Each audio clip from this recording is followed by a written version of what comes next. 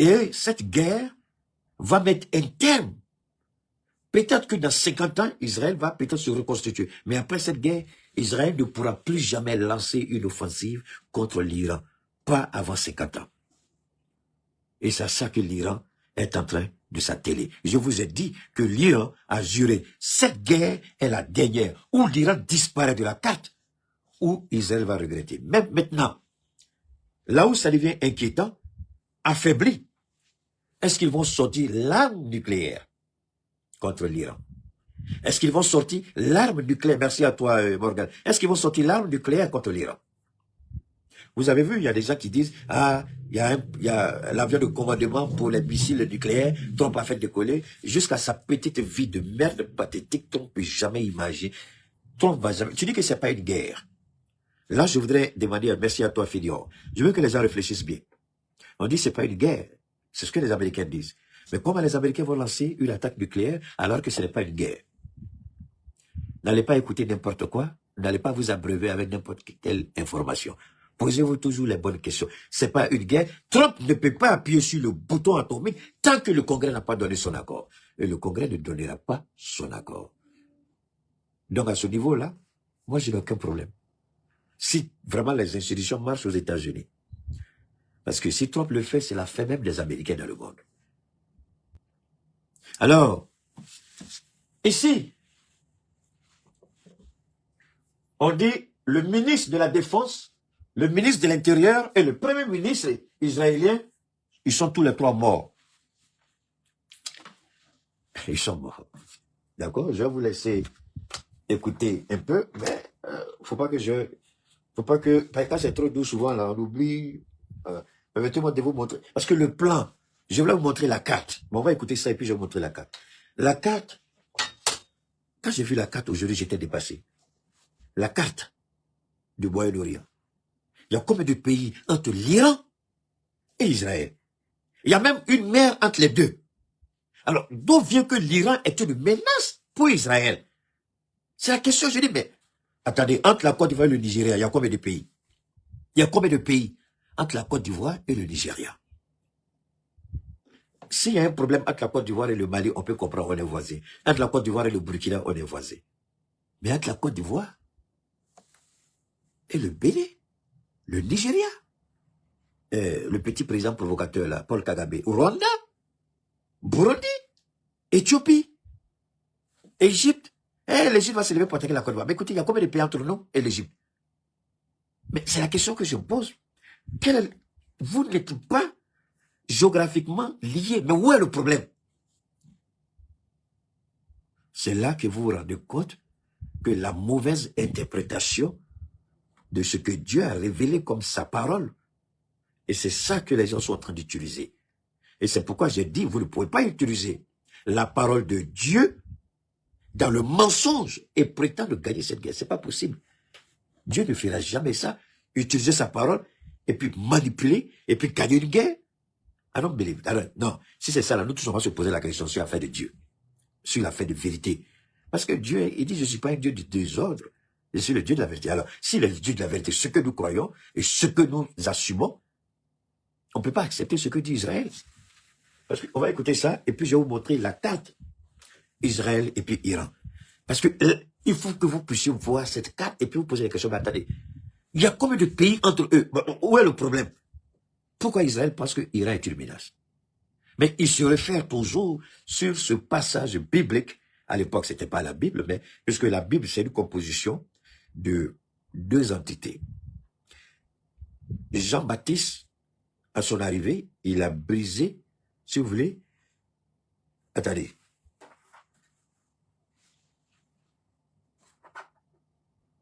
Ok, donnez-moi une seconde. Hein. Il y a une voix qui va crier dans le désert. Les petits musulmans qui ne comprennent pas la parole de Dieu, là, à cause de Dieu, taisez-vous, et puis si vous voulez partez. La voix qui va crier dans le désert, Zacharie, c'était Jean-Baptiste. Qu'est-ce qu'il disait? Il faut vous repentir parce que vous êtes tous des menteurs. Il allait dans les synagogues pour dire à ceux qui se proclamaient rabbis, c'est-à-dire les docteurs de la parole révélée dans la Torah. vous êtes des menteurs, vous êtes des voleurs, vous êtes corrompus. C'est lui qui a été envoyé pour dire aux Juifs, à Israël, vous êtes dans le faux. Et la dernière phrase qu'il a utilisée, celui qui va venir après moi, je ne suis même pas digne de serrer ses lacets.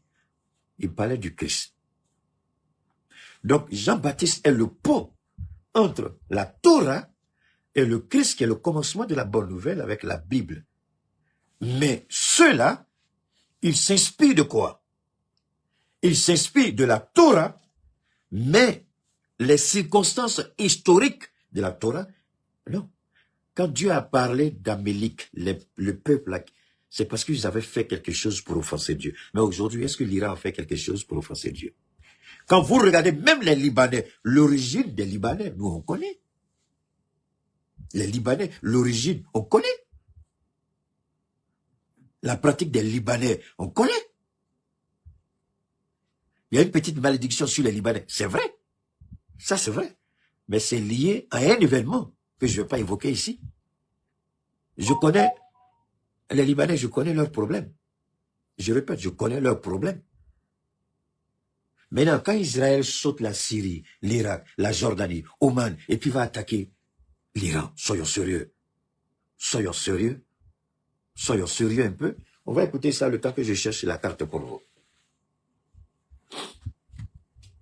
Iran has claimed responsibility for a dramatic strike targeting what it describes as the Israeli government leadership compound, a highly secured complex in Jerusalem associated with some of the country's most senior political and national security officials. The development comes amid escalating tensions in the wider regional confrontation involving Iran, Israel, and their respective allies.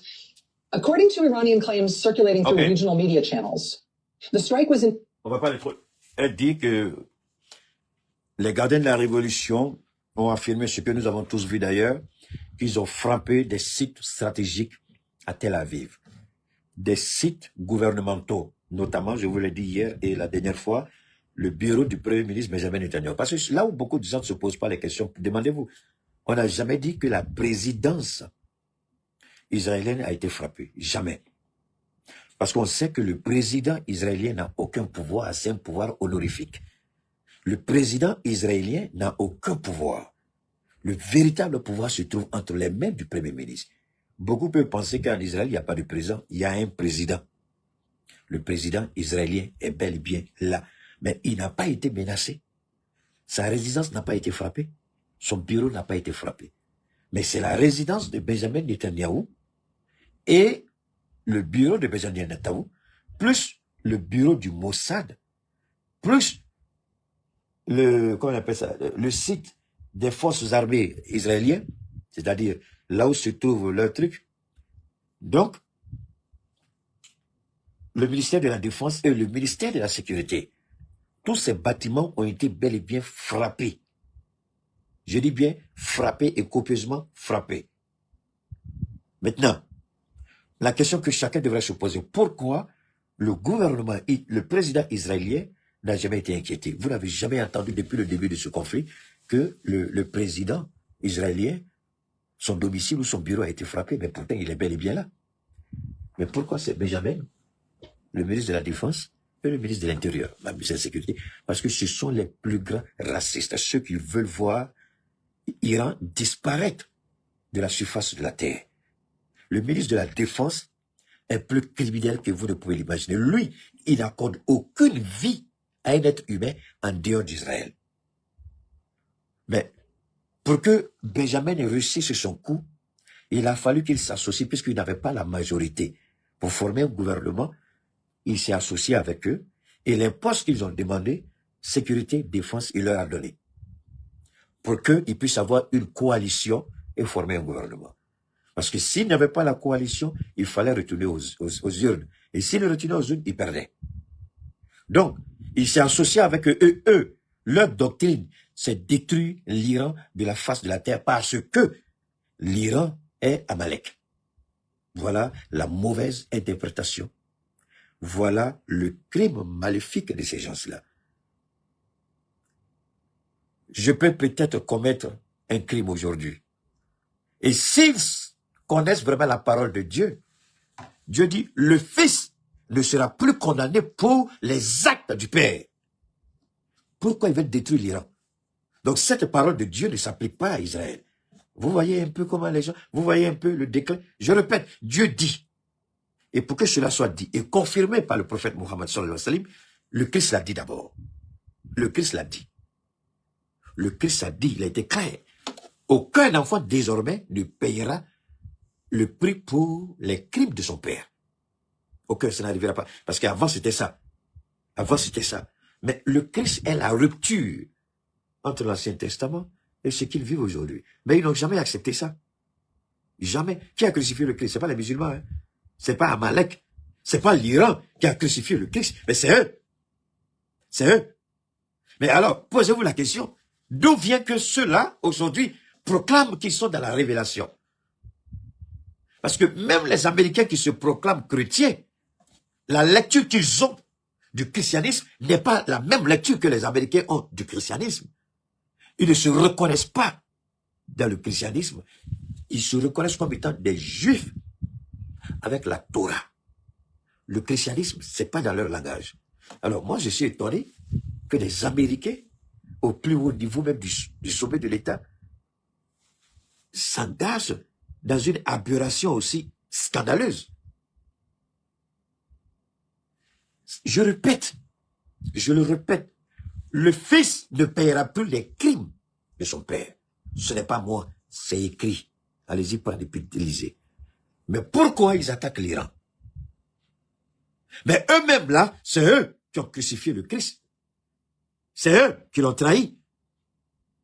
C'est eux qui ont choisi Barabbas et crucifié celui qui est venu pour leur salut. C'est pas nous.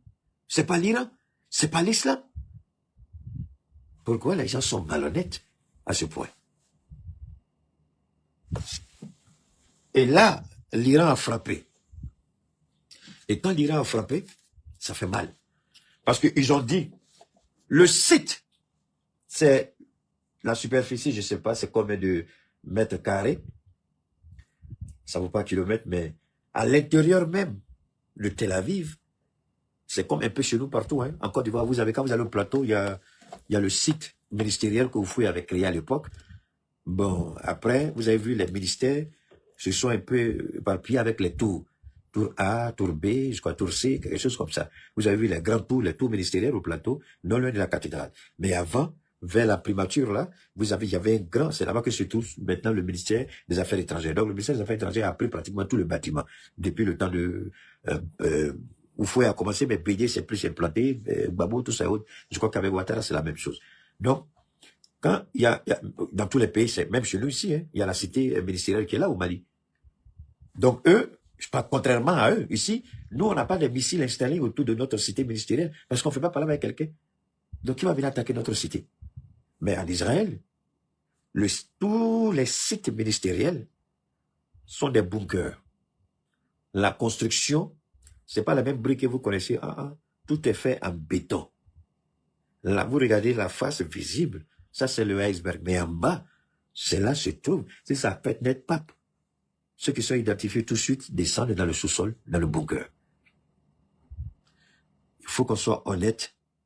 Je ne demande à personne de me croire. Mais je demande à chacun de faire une recherche. Est-ce que cette guerre, elle en valait la peine? Parce que les données ont changé. L'Iran tient l'économie mondiale à la gorge. Le seul pays qui peut étrangler l'économie mondiale, est-ce que c'est la jalousie d'Israël? Imaginez un instant, si Israël était sur le point, là où se trouve l'Iran, au nom de tout ce qui m'est cher, on allait tous payer.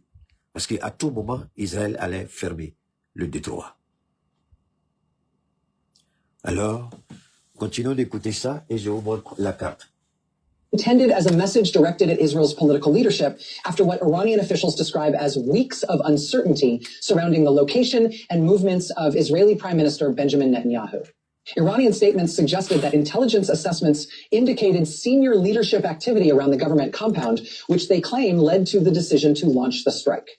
As per sources monitoring security developments in Israel, the compound targeted in the reported strike is believed to host several key government offices connected to national decision-making.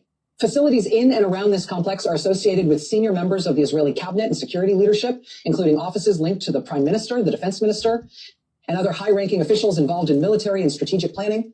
The compound is widely regarded as one of the most sensitive government locations in Israel because of the concentration of decision makers who operate within its administrative buildings and secure meeting facilities.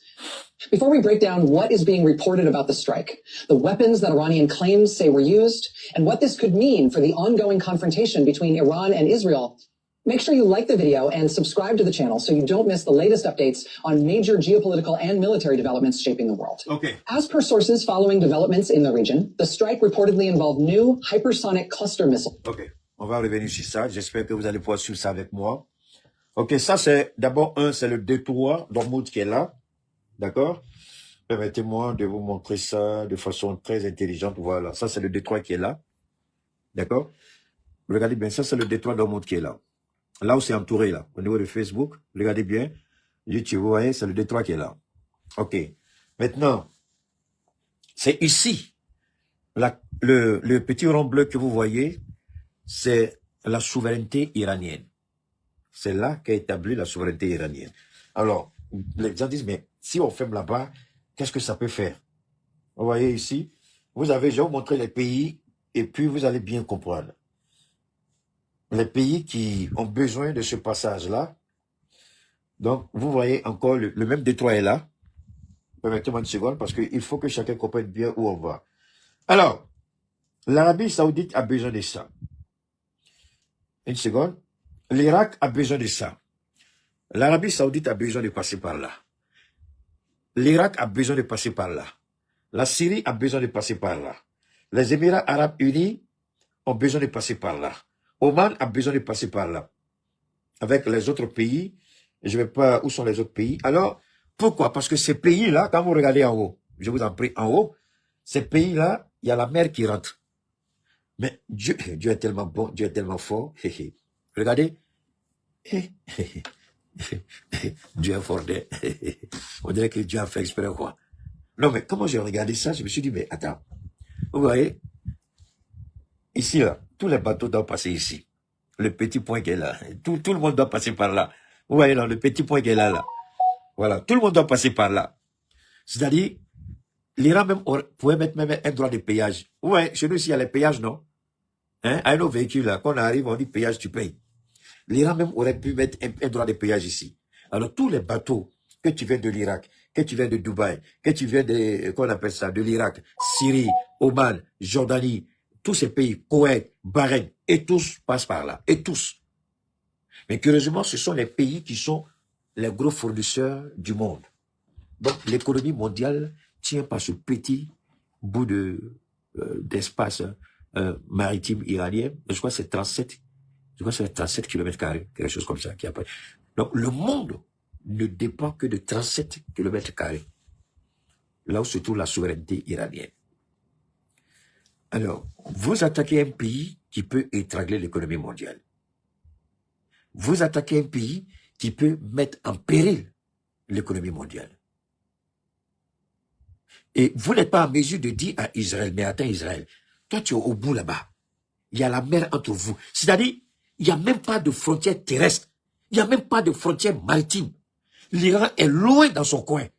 Et puis Israël, là, mais je regardais, j'étais dépassé. Alors, vous voyez, ça c'est un peu beau. Je vous ai montré le détroit. Permettez-moi de vous montrer maintenant la carte où on peut voir Israël. J'espère bien. Voilà. Regardez bien, j'espère. Oh. Je voulais mettre ici, mais j'ai pas eu le temps de faire ça. Sur la télé, c'était beaucoup mieux. Après, vous allez, après mon direct, mettez carte, d'accord? Carte Israël, Iran. Vous allez voir mieux. Ouais, Israël est quelque part ici. Quelque part au bout. Il y a à peu près 1000 kilomètres entre Israël et l'Iran. Je dis bien 1000 kilomètres à peu près, sinon plus. Il y a la mer entre eux. L'Irak est entre eux. La Syrie est entre eux. Merci beaucoup à toi pour la merci, 35 kilomètres, d'accord. Donc, l'Iran, entre l'Iran et Israël, il y a la Syrie, il y a la Jordanie. Il y a tous ces pays que vous connaissez, tous ces pays que l'Iran frappe aujourd'hui. Parce que pour tous ceux, parce que on nous dit pourquoi l'Iran frappe l'Arabie Saoudite? Pourquoi l'Iran frappe le Koweït? Pourquoi l'Iran frappe Bahreïn? Parce que quand vous regardez l'Iran ici, les États-Unis ne peuvent frapper l'Iran qu'à partir de ces pays côtiers. Arabie Saoudite, Émirats Arabes Unis, Bahreïn, Dubaï, Jordanie, une partie de la Syrie, une partie de l'Irak. Parce que l'Amérique ne fait pas frontière avec l'Iran. L'Amérique est obligée de déployer ses porteurs, ses gros porteurs d'avions, c'est-à-dire ses navires de guerre, pour se rapprocher des côtes iraniennes. C'est-à-dire même la difficulté même se trouve même dans la logistique, même le carburant, le kérosène, pardon, pour les avions. L'Amérique est obligée de faire voler ses gros porteurs de carburant pour charger les avions qui doivent frapper l'Iran. Quand vous regardez la logistique, le déploiement, l'argent, mais vous dites, mais ça sert à quoi tout ça? Ça sert à quoi? Parce qu'il faut être honnête. Je ne défends pas l'Iran. Je protège les intérêts de l'Iran. Parce que si on permet ça à l'Iran, demain les idiots vont penser qu'ils peuvent faire la même chose avec nous. Mais vous n'avez qu'à regarder. Et si défendre l'Iran, c'est m'inscrire dans la justice, je demande à Dieu de me donner la force de continuer à défendre l'Iran parce que c'est la justice. Tu quittes ton pays. Mais l'Égypte même aurait même pu intervenir. L'Égypte n'a rien dit. Mais l'Égypte n'a pas été frappée parce que aucune menace n'est venue de l'Égypte. Mais combien de pays Israël est obligé de survoler leur espace aérien avant de venir frapper l'Iran? Combien de pays? Ils ne sont même pas voisins. Si Israël ne viole pas l'espace terrestre, l'espace maritime sera violé. Mais tous ces pays-là se sont tués. Voilà pourquoi l'Iran a frappé. Donc, malgré tout ce qu'on va vous faire croire, posez-vous une seule question légitime qui mérite d'être posée. Comment Israël arrive à décoller de là-bas, là? Combien de pays Israël traverse avant d'aller frapper l'Iran? Donc, ils ne sont même pas dans les mêmes... C'est-à-dire que l'Iran est l'autre côté, Israël est l'autre côté. Ils ne se regardent même pas. Ils n'ont même pas les mêmes... Ils sont même... C'est-à-dire que... Bon, quand j'étais dépassé, j'ai dit, mais attendez. Est-ce qu'on sait au moins où on va, là? Il dit, mais ça, c'est quelle guerre, ça? Donc, ça fait plus de 40 ans que l'Amérique asphyxie l'Iran pour les intérêts d'Israël. L'arme atomique ou l'arme nucléaire, tous les pays qui peuvent maîtriser la technologie ont le droit de le faire. Je vous jure que si tous les pays avaient l'arme nucléaire, peut-être que le monde serait un pays vraiment, enfin, le monde serait, pardon, un monde de paix. C'est parce qu'on sait que tu es faible qu'on vient te frapper. C'est parce qu'on sait qu'on a l'arme atomique qu'on vient te frapper. C'est parce qu'on sait qu'on a l'arme nucléaire qu'on vient te frapper. Mais si on sait qu'en venant te frapper, tu peux déclencher ton arsenal nucléaire là, personne ne va te frapper. Moi-même là, je serais heureux de voir que tous les pays au monde possèdent l'arme nucléaire. Pourquoi on arrête de s'insulter, de se menacer et de vouloir imposer une soi-disant démocratie? Vous voyez les bâtards en Europe? Et non pas des Bazoum. Mais Maduro a été enlevé par les États-Unis. On ne les a pas vus intervenir. Et les Nyamokodés avec leur gueule sale, leurs caleçons percés, des bâtards et tous, c'est eux qui vont nous dire de choses, de libérer Bazoum. Mais ils sont mal élevés, ces gens-là. Donc ce que Israël fait, c'est normal pour vous. Ce que Trump fait, c'est normal pour vous. Alors, on va plus loin. Qu'est-ce que l'Iran a fait? Depuis hier, quand on s'est quitté, hier, merci beaucoup.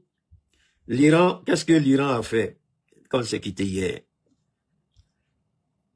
Mais avant d'aller loin, je voudrais vous faire, j'espère que vous allez... Avec ce qui se passe en ce moment, Je vais vous montrer ça. Ça, c'est une image qui m'a surpris. J'espère que vous allez apprécier l'image. Bon alors, ici, on va conclure avec ça. On nous dit que Benjamin Netanyahou a été envoyé en enfer avec son ministre de la Défense et son ministre de l'Intérieur. C'est l'information que nous avions depuis quelques jours, puisque Benjamin Netanyahou ne voit personne et personne ne l'a vu. Soit il est gravement blessé, paralysé, incapable de faire quoi que ce soit, parce que l'arrogance, ils se sont dit que l'Iran allait prendre le temps de pleurer la mort de Khomeini et que l'Iran n'allait pas réagir. Mais ils ont oublié une chose, l'Iran avait mis un code en place. Un code qui allait être déclenché automatiquement. Dès que le guide iranien sera tué, chacun a son ordre. Et c'est ça qui a surpris un peu le monde occidental. Parce qu'ils se sont posé la question, Sam, tu connais, je connais. Hein? Sam, faut laisser ça. Donc, le guide iranien avait donné un ordre clair. Dès qu'il sera assassiné par les frappes américaines et israéliennes, chaque compartiment, chaque niveau des gardiens de la révolution, le guide suprême ne dirige pas l'armée en Iran. Je fais la distinction pour que vous compreniez bien. Le guide suprême ne dirige pas l'armée républicaine. Non. Le guide suprême contrôle, dirige les gardiens de la révolution. Ils sont plus entraînés, plus nombreux, plus efficaces, plus équipés que l'armée régulière. Alors, ces deux armées, quand la guerre a commencé, ils se sont livrés à jeter des bombes sur des bâtiments administratifs, sur des centres de commandement administratifs. Mais tout ce que les gardiens de la révolution ont comme arsenal, comme usine d'assemblage, de fabrication, comme haute technologie, les missiles, tout est souterrain au minimum entre 200 et 500 mètres sous terre. Et ce que je vous avais dit la dernière fois, j'ai sauvegardé, mais j'ai sauvegardé tellement, je ne sais pas où c'est parti. Ce que je vous avais dit sur la composition souterraine, c'est ça. Je vous ai dit que j'étais assis dans la réflexion, c'est comme si Dieu me montrait. Mais effectivement, quelqu'un est sorti avec, et puis ils ont démontré. C'est là que j'ai dit, waouh, c'est bon quand je laisse guider par le Seigneur. Donc, en bas, c'est une véritable ville souterraine, en bas. Et rien n'est connecté. Mais il y a un seul lieu où tout est centralisé et personne ne va là-bas. Tout le monde ne sait pas ça. C'est-à-dire que même s'il y a 10 000 personnes qui sont sous terre ou 100 000 personnes qui travaillent sous terre, chacun ne travaille que sur son comportement. Mais il y a un seul espace qui permet l'interconnexion et c'est pas tout le monde. C'est au niveau du guide et du guide suprême, du chef suprême des gardiens de la révolution. Et puis, qui d'autre là? Même le président iranien ne sait pas. Les politiques israéliens, les hommes politiques, c'est-à-dire premier ministre, ministre des Affaires étrangères, président, les ministres, là, eux, c'est comme ça. C'est-à-dire l'Iran a créé un pays dans un pays. L'Iran, c'est un pays dans un pays. C'est la poupée russe. La poupée russe, quand vous ouvrez la boîte, il y a une autre boîte. Quand vous ouvrez, il y a une autre boîte. Quand vous ouvrez, il y a une autre boîte. Vous ouvrez. C'est comme ça que l'Iran a bâti son arsenal militaire. Et l'armée régulière, l'armée régalienne, l'armée officielle que tout le monde connaît, ce sont les sites qui ont été bombardés par Israël et les États-Unis. Mais aucun site des gardiens de la révolution n'a été touché. Aucun site d'assemblage, aucun site de fabrication, rien. Ils ont tout en bas et ils n'ont pris. C'est-à-dire, eux, ils sont en bas, là. Si vous voulez, là, effacer la surface de la terre, les 1 million, je crois, 800 km², tuer tout le monde. Mais eux, ils sont en bas. Ils vont continuer la guerre jusqu'à ce que le monde sache qu'il y a une erreur qui a été commise. Et ça, c'est l'ordre qui avait été donné. Et c'est ce qu'ils ont fait. L'ordre qui a été donné, je vous l'ai dit, je le répète, et c'est ce qui a été confirmé par tous mes propos. Et tous les propos des officiels iraniens, tout ce que j'ai dit. Ils ont dit personne ne pouvait arrêter l'ordre. C'est le nouveau guide seul qui pouvait donner d'autres ordres. Et personne, puisque eux, ils ne prennent pas leurs ordres avec ni le président, ni le ministre des Affaires étrangères, mais avec un guide. Et tant qu'il n'y a pas de nouveau guide, eux, ils continuent de frapper. Voilà la réalité en Iran. Voilà la complexité de l'Iran. C'est un pays dans un pays. Ce sont des armées dans des armées. Et aujourd'hui, c'est malheureux. Aux États-Unis, il y a quelqu'un qui a tué, qui a ouvert le feu. Allez-y, regardez après, si vous pouvez. Mais moi, je ne peux pas vous présenter ça parce que c'est pas joli à voir. Alors, donc ici, tout le monde, parce que le fait que Trump ait envoyé son beau-fils, Gérard Kouchner, son envoyé spécial, et que à la dernière minute, Israël a dit que c'était pas possible de les recevoir, tout de suite, les Américains ont confirmé que Benjamin Netanyahu a été certainement tué, ou dans l'incapacité, ou il est dans le coma, ou il est sérieusement blessé à tel point qu'il ne peut rien faire.